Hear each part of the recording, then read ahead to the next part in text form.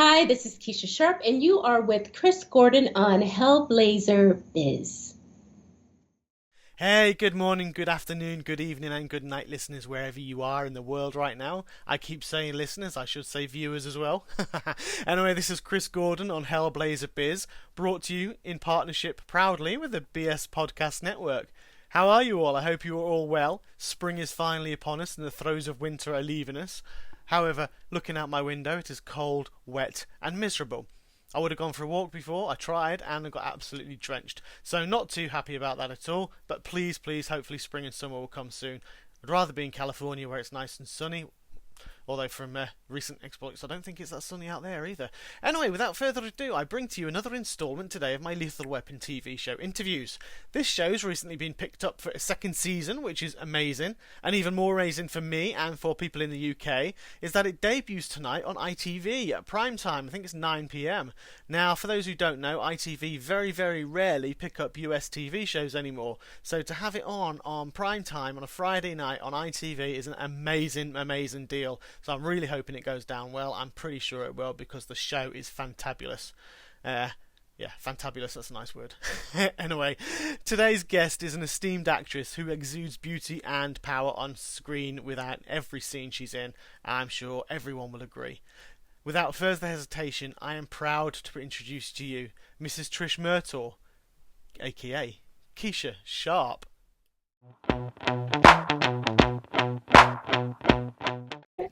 So everyone, I'm proud to have the company of Keesha Sharp at the moment. So Keesha, I am very honoured to be in your presence.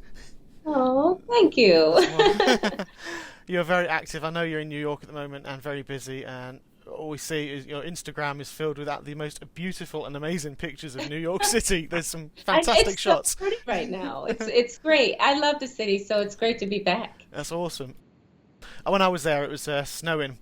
I wasn't there Oh, 17 years ago. I was last in New York, and it was really, really cold. oh Very, no.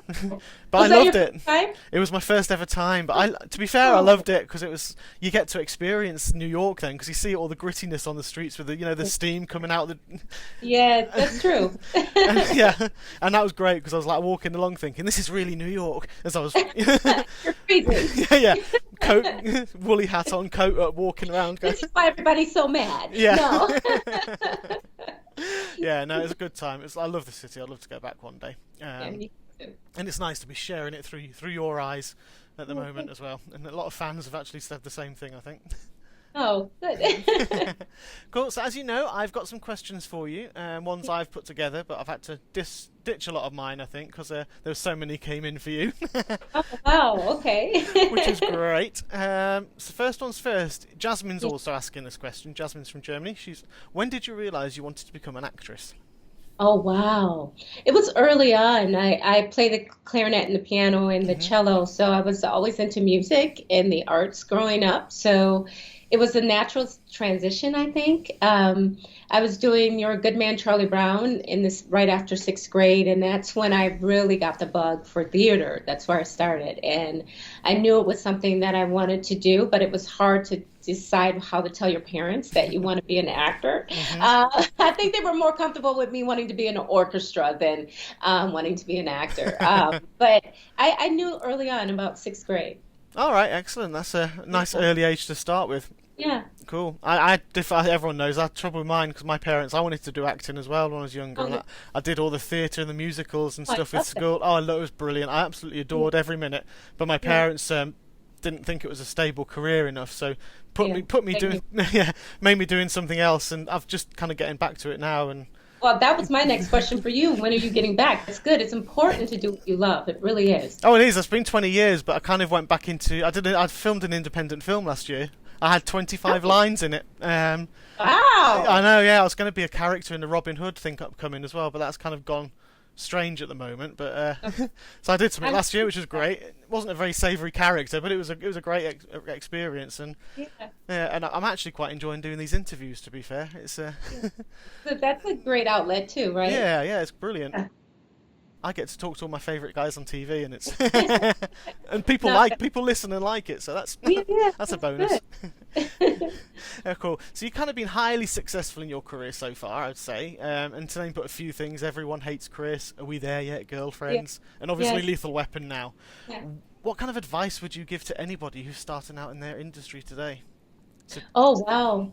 First of all, I would say you have to find a way to be okay with rejection because it happens a lot in this business.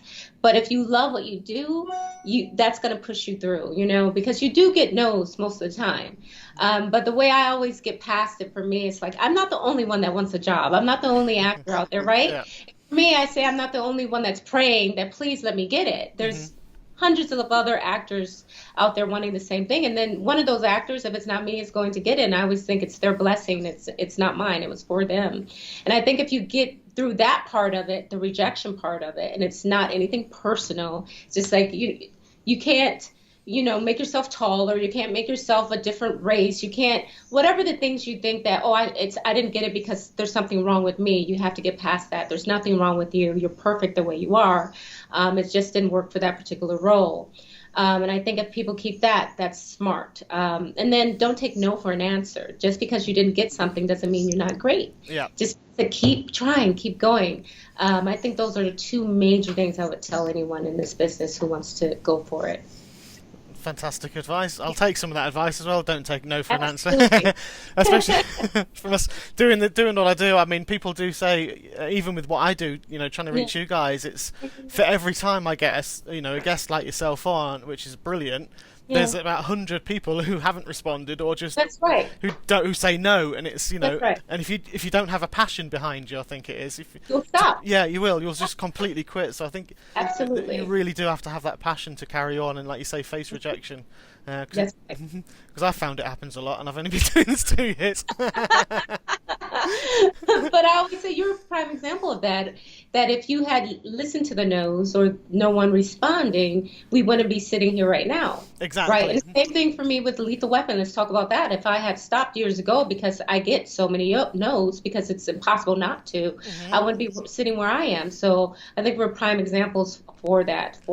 Keep trying. It will eventually pay off. Exactly. And I mean, you were at the Oscars, for goodness sake, this week. Yeah. Can we talk about that? Can it get any bigger than that? Exactly. I mean, I do want to talk about that, to be honest, because I've Yeah. seen your pictures there. What was that like? I mean, it must be I mean, such an experience.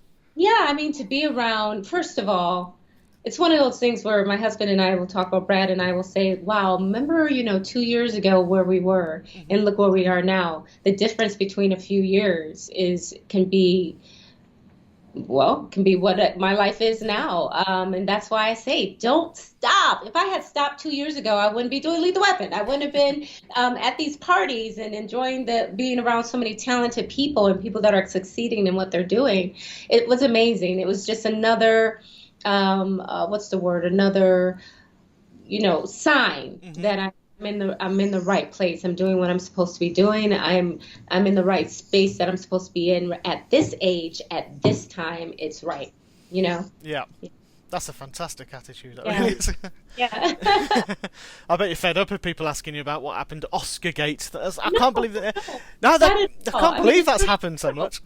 Yeah, I mean, think about it. It's incredible to say that I'm where I am now than I was a few years ago. That each year I'm getting closer and closer to getting that Oscar. Yeah. How about that? Exactly. Yeah. One day.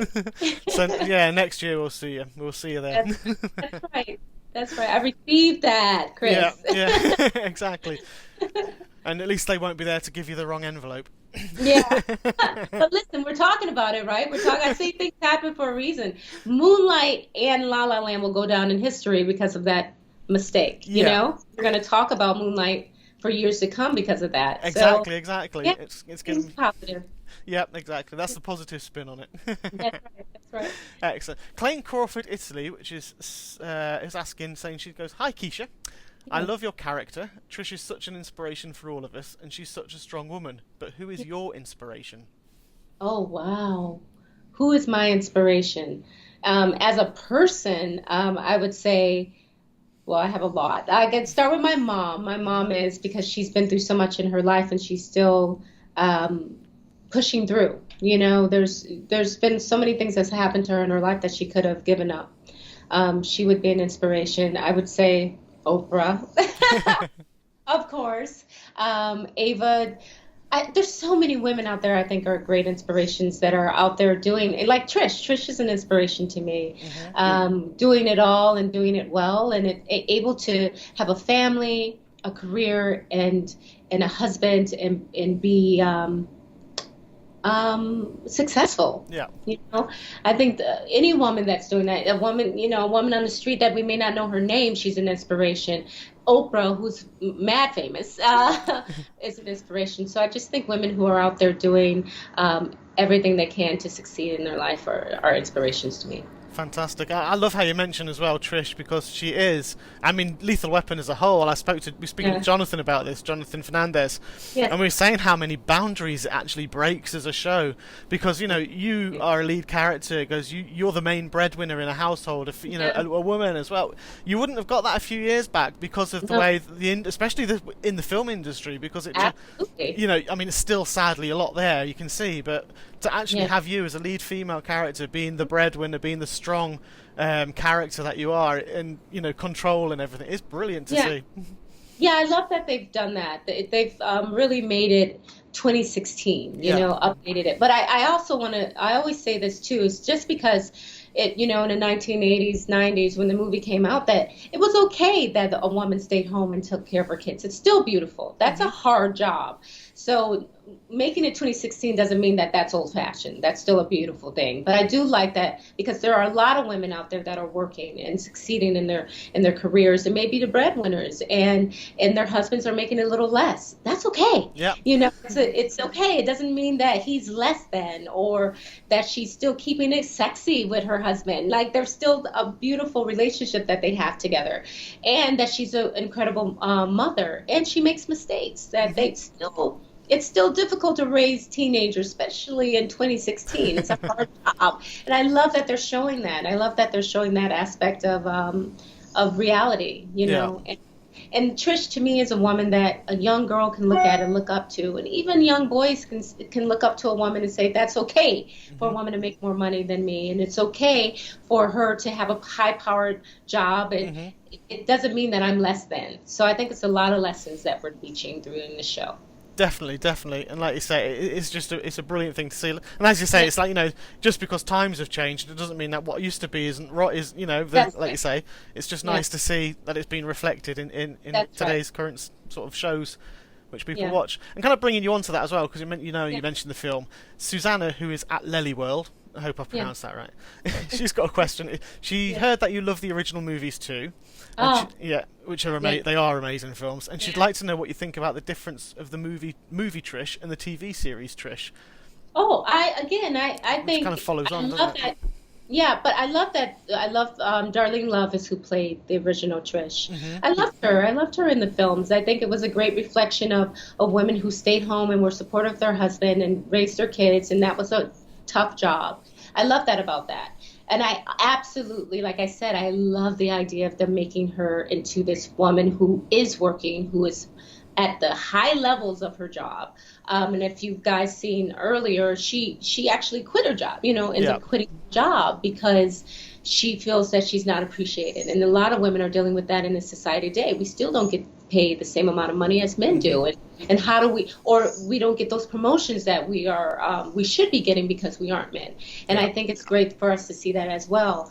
I love what they've done with her. I love this character. I look up to her. I think it's beautiful. Both Trish's were great and are great. Excellent. I love that episode as well. That just sat in the back. I'm celebrating. I'm celebrating knowing my worth, and they didn't, and so bye-bye. Exactly, yeah. How many people would love to just do that?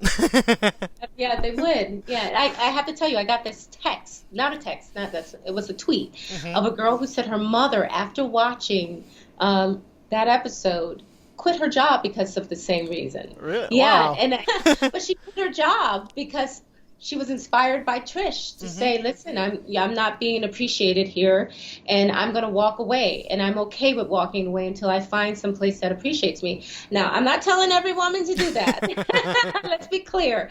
But I do like the idea of it getting in not just a woman's mind, a man's mind. There's a lot of men out there who are being overlooked for different reasons as well. Yeah. Just to know your worth, and maybe that will make a difference in your decisions, you know. Yeah, that's pretty cool. You must be feeling, you know, for someone to be inspired by the character that you play to just go and take a big life-changing decision like that. Huge. Yeah, that was pretty cool. Alyssa Robinson, at Alyssa Robinson, or Lethal Weapon TV Hub. Sorry, I had to read that. Lethal Weapon TV Hub. And Dana Donati Edwards are both asking, what's it like working with Clayne and Damon? Because are they just as scream Offset as they are on? Absolutely. I love working with them. They're very funny. They're serious about their craft, which I love, because I am as well. But we have times when we're having fun and joking around. And even when we're shooting together, the episode where Trish is defending someone that it was called Brotherly Love. They just replayed that last week. It was very difficult to get through those scenes because we were all laughing at how tough Trish. I was laughing at how tough Trish was. She was making me laugh outside of myself. I know that's weird to say, but we were constantly laughing. It was hard to get through those scenes. So it's fun to be on set with them. I have a great time. Fantastic. Yeah. That seems to, I say, from talking to the others as well, they seem to have that, you know, you work hard, but you also have a good giggle as well. Yeah, which is important. Yeah, I think so, yeah, because if you don't have that sort of outlet just to, you know, break off and laugh, it can... Oh, for sure. Especially for them, because they have really long hours. They can be 14, 15 hours. I have a really easy schedule compared to them, so they have to keep the humor going. Yeah, that's what Kevin said to me as well. He said they were all taking the mick of him because he would just like swan in and do his little bit and go back home again and put his feet up. He has it really easy too. Excellent. Lynn M do you think it's important for casts of shows to interact with their fans? A lot of shows don't do it as much, but obviously Lethal Weapon, even when you're not live tweeting, you still respond a lot of the time. And it makes us feel important as fans. Yeah, I think listen, I love what we do.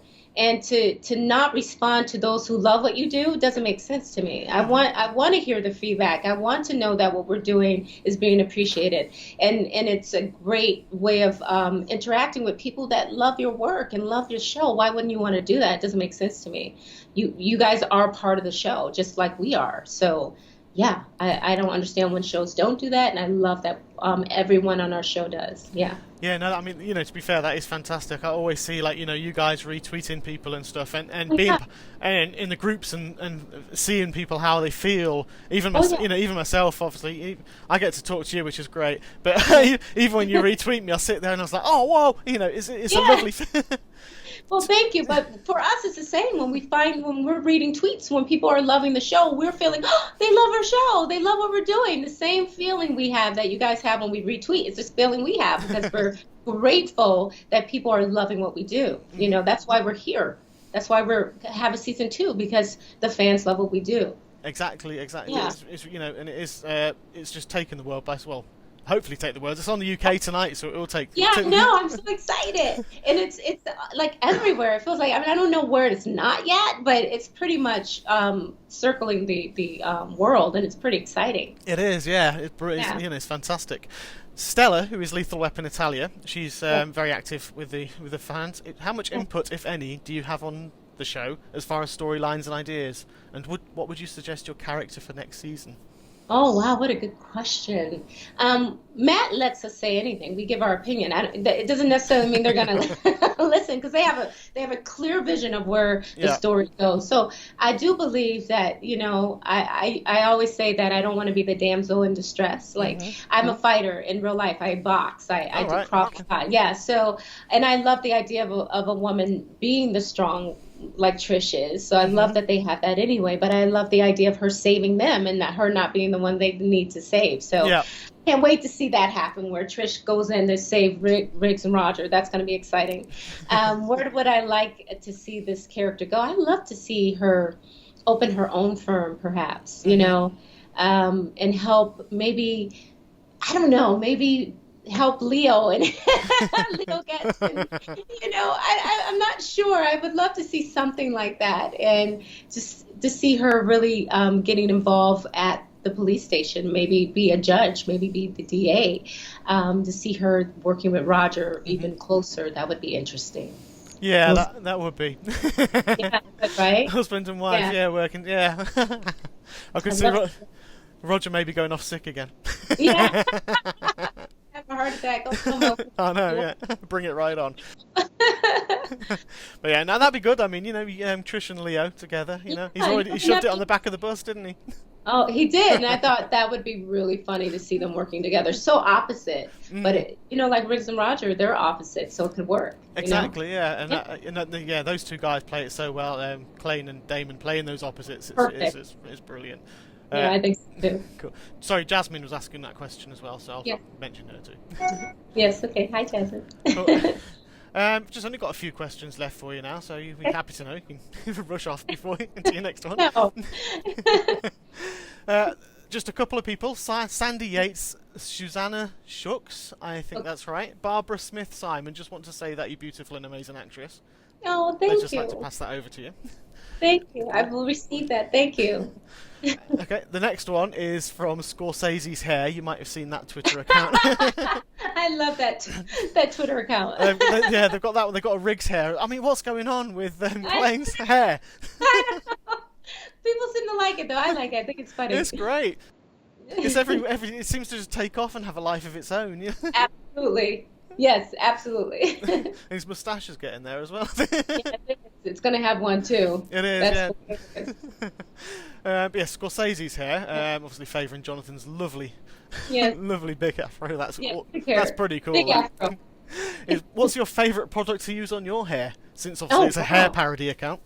One of the things I love is coconut oil. I love to use coconut. It's so good for your hair and good for your scalp and good for your ends. Because one of the reasons you have to cut your hair so often is because of the split ends. But if you every night, and not a lot, you don't need a lot of coconut oil. You just need very little, and you put it on the ends of your hair, you won't have to trim so much because you don't have split ends. So that's my favorite thing to use in my hair. I would recommend that to anyone. And then I love Aveda products. So, because they're natural and they smell so good, but mostly because they're natural and they're really good for your hair and good for your body. So, yeah. Cool. Well, I hope Scorsese's hair has got that, because that's gone right over my head. You need to put a little coconut oil in that. That would work really well. I just shove water on mine and just... So lucky. Yeah, that's all. Okay, another kind of similar question from Cheryl Frederick. Obviously, you inspire people in that way as well. What's your skincare secret? Because you have perfect skin. Oh, thank you. I first of all, water. Drinking lots and lots of water. I always tell people, how important it is to shower. The outside of your body, but it's really important the inside. Just as important to wash the inside of your body, and that really will do wonders for your skin from the inside out. In terms of outside, I love using a product called Epicurin. It's a line, and it's natural, and I love that line. And I've been using that for like 8 years. So it's a really great product, and I use it all the time. So those are the two things that I always use. Cool. There you go, Cheryl. Jamie, who's Lady of Mischief, what's the best piece of advice that you've ever been given? Oh, wow. I think that I would say, I don't know if you've ever heard this, but it's called, it's about fear. So false evidence appearing real. That's for fear. So I used to have a lot of fears, and I know a lot of people know about my fear of flying and overcoming that. But I think that one stuck in my head for so long, because when I would want to fly, I would keep thinking all the fear that I keep giving myself and talking into my head. I kept saying, no, it's not real. It's not real. It's false. It's not real. So I think that was important for sure. And also, just always love. I think if you go through life loving people, no matter who they are, they may have different views than you. They may do terrible things. But I think if you start from a place of love, I just think your life is going to be better. You're not walking around with anger and hate. That really helps. It really does. Cool. And you're right. You change your attitude. It's appearance. I can't. There's something very similar, and it's like how you wake up it's how you think can change Oh your yeah, attitude for the entire day. So the entire day. if you decide that's how you're going to be, then no one will talk to you and be grumpy. But if you go out there, like you say, with the love and the heart Yeah, and yeah, and do what you can for people, yeah. I try It's to do that. okay. Doesn't always happen. No, listen, we're human, Yeah. so it's not going to always be perfect. But I think if you keep telling yourself that when you're finding yourself getting angry or mad or whatever the case may be, you keep going back to love. It'll change your perspective on everything. Even when you see people that you may not like so much, and there's a lot of that going on in this country right now. Yeah. But if you look at it from a perspective of you see that they're hurt or wounded in some way, that's why they behave that way, or that's why they look at life that way. You start praying for them instead of being so angry with them.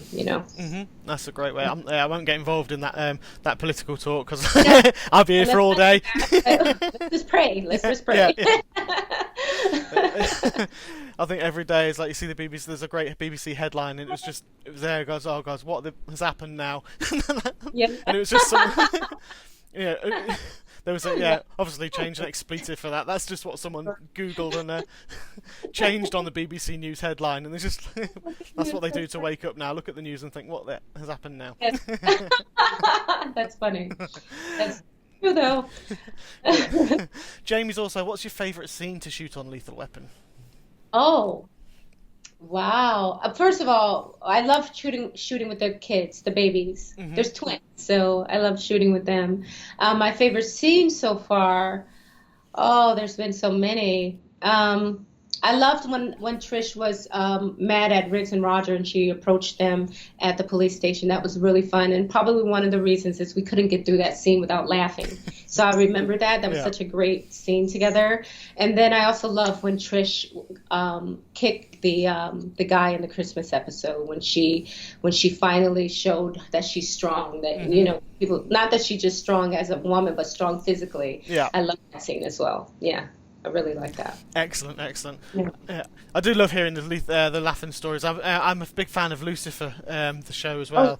That's out great. there, and there's a story on there which just got me crazy. Amy Garcia, who plays Ella, Yeah, there yeah. was a scene on there, and I think she had to explain a stabbing motion and the way they'd stood. Lucifer, Tom Ellis, was standing behind her. She was kneeling on the floor over the body, and obviously, and she was doing that. She would go, "It's like that." And obviously Tom, but she couldn't see it, but Tom was like patting her head at the same time. It's hilarious. So she's there like that doing that motion. Yeah, Tom's patting her head, No. and with the camera angle, it just looked perfect. And apparently, Lauren German had to leave the room at the time because she just couldn't stop. Couldn't stop laughing. They just And couldn't look at each other and because I'm they sure just. she will always remember that scene because of that. And, Yeah. and maybe it didn't come off that way when you watch it, of course. Yeah. But for her, it was probably one of her favorite scenes because of the laughter that happened. Exactly, and now if I rewatch that scene, that's all I think of now as well. It's Yeah, just- exactly. See, you're like, I know what happened. yeah, I know what happened. I know how many takes that took to get that right. Oh, excellent, excellent. Will Strider, I think you saw this one last night because I think your favourite tweet was, "What's it like being the sexiest and strongest mom on TV?" I just thought that was, I love the best part of that tweet is mom. Yeah. That's the part I love because to say that about a mom on television, I love that. I think the reason I love is that this woman is three-dimensional. She's so much. She's just not one thing, and Yeah. I love that she's able to be all of that and be a mom and be a wife and be a professional. I feel blessed and lucky to be playing her and thank you. Thank you for the compliment. That's okay. There you go. Well, okay. My question, I'm just throwing a couple in now. I've got one, which, by the way, which might throw you. It's not a nasty question. It's a funny one. Well, I think it's funny. And I tried to ask it to everyone just to get you off guard. Okay. Okay. First one. This isn't the one. Is as an actress, do you ever get starstruck? No, I haven't. But I tell you who I probably would get this way if I were around him would be Daniel DayLewis. If I haven't met him yet, but I think I would be a little starstruck around him because I'm kind of obsessed with him. So, but I haven't other than that. But I think for him, I probably would be a bit like, I don't know, starstruck for sure. Cool, excellent. I know John Sheck told me once when he was younger, he walked into his living room and John Voight was just sat on the sofa. Oh, yeah, that you part would be like this. What? Yeah. That was when he's starting out, so yeah. Cool. I've got to say, I think I get starstruck every time I speak to you guys, but but it's one of those things, you know. It's nice to hear from someone yourself that there are people who would make you like that. For him, it's just that I admire him so much and his process and I don't look. I'm thinking about it right now as a person. I'm like, that would probably be. But then I would get over it and be like, what are we going to shoot together? What movie should we do together? Mr. Daniel DayLewis. That I would love. Cool, that's brilliant. There are Comic Cons where I go up and you finally meet the people, and then even like last year, and you walk up and you're like, and then by that time, you turns over. Then it's like, no. Wait, it's too late. Yeah, I had all these questions. You know, I throw my card at them, and I'm just like, can't speak. Unlike here, which I chat forever. So I talk a lot. But this is good. Yeah, true. It's a good thing to do a career in if I tried. If I talk. Exactly. Cool. Last question. This is the one. If you were to be characterized as a Muppet, what kind of character would you be? Wow. What kind of character would I be if I were a Muppet?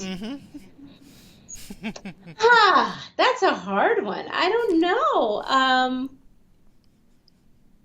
What other answers have you gotten? I'm curious. I think there's ones like Kermit, and no one said Miss Piggy, funnily enough. I was just about to say Miss Piggy. That's exactly what I was about to say. And I'm trying, because she's strong. Yeah. She's very strong. She knows what she wants. She's like the Trish of the Muppets. Yeah. I was going to say Miss Piggy, so I'll go with Miss Piggy. Good choice there. That was my Kermit's. That was very good. I did that with Michelle, but my voice wasn't feeling good, and it just really went wrong. Well, it worked today. That was one point. Excellent. Okay, the last question I've got for you, and it's kind of not really a question. It's in parting. Is there anything that before I stop recording, is there anything that you'd like to say to all your fans? Oh, thank you. I mean, there's no other. The words. It's just I'm grateful and thank you. The only difference between me and fans is that I happen to do something that everybody sees. You know, we're all the same. I'm not different than the fans that love the show. I wanted to say thank you. Thank you for being supportive, especially not just for the Lethal Weapon fans, but for all my fans that have been around for so many years. I thank them for supporting me because they didn't have to. So thank you. Oh, thanks once again, Keesha. That was absolutely fantastic. I truly appreciate scheduling me in when you've got your time in New York and it's so busy.